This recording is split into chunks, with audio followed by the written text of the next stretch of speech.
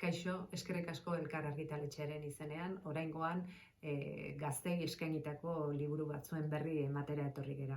Liburua eta bilduma. Zuetako batzuk ezagutuko dezue dagoeneko taupada bilduma, urteak damazkigu bertan gaztei irakurgaiak eskaintzen, baino berritasuna ere badugu, bilduma eraberritu egin dugu. Gizarte aldatu da, gazteak aldatu dira eta irakurgaiak aldatu egin dira noski. Eta horregatik sail eraberritu hau edukiz naiz itxuraz gauza berriekin datorkigu oraingo honetan proposamen berria egin nahi dizuegu. Adinez ere pixka bat gehiago zehaztu nahi izan ditugu liburuen hartzaileak. 12-14 urte bitarteko irakurlei eskaini nahi dizkiegu liburu hauek.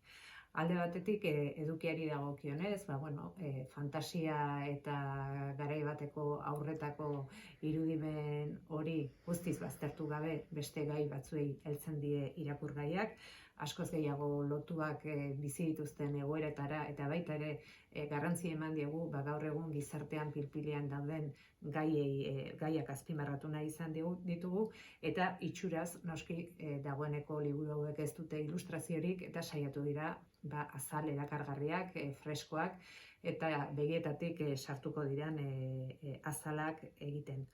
Esan bezala edukiari buruz, ohikoak bere garaian eta adinari dagozkion kezkak, beldurrak, itxaropenak aurkituko dituzue irakurgaietan eta baita ere egungo gizarteko gaien ispilu izaten saiatu dira irakurgai hauek.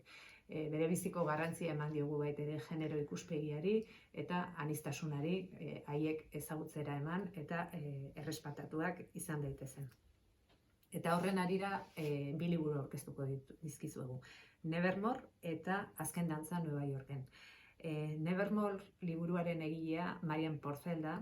Marian Porcelek lehenengo liburua da, argitaratzen duen lehenengo liburua da, baina gidoigintzan esperientzia handia duen emakumea da, eta nabaritzen da liburu honi erantsi dion, testuari erantsi dion erritmoagatik, misterioagatik, eta oso hitz gutxitan asko iradokitzeko eta esateko daukan gaitasunagatik.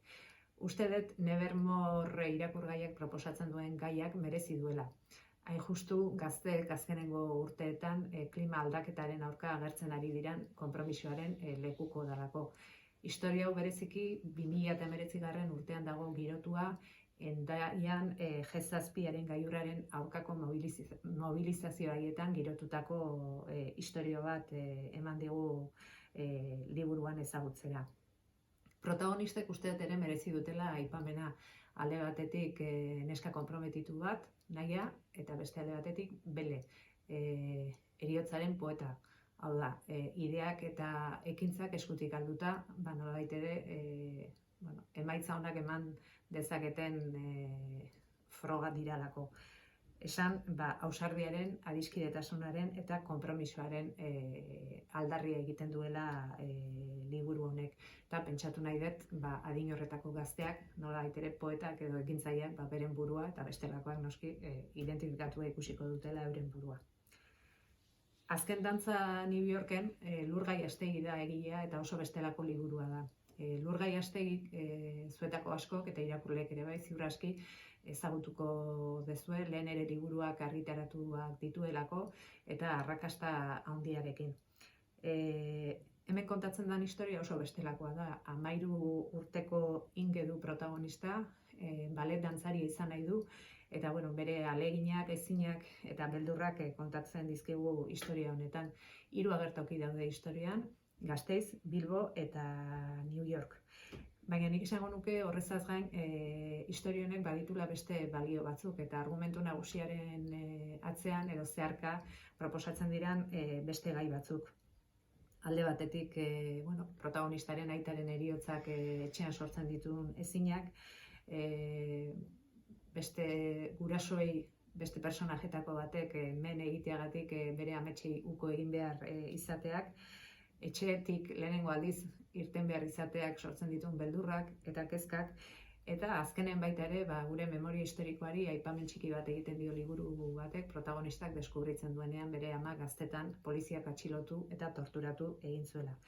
Beraz, uste dut osagai asko ditula liburu honek irakurleen gustukoa izateko.